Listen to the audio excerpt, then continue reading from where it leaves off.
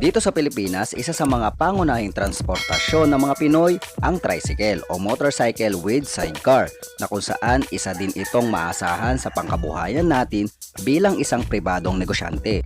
Kaya mas maasahang motor dapat ang kapartner mo sa panghanap buhay man o sa pang-araw-araw na lakad.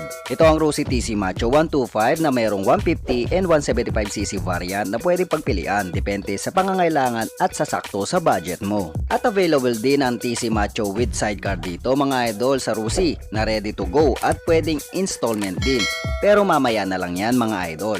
Pero ito na nga mga idol, gaano ba kasulit ang Rossi TC Macho 125 pagdating sa Pantra bike style at syempre practical ba itong bilhin at gawing tricycle para sa everyday needs mo?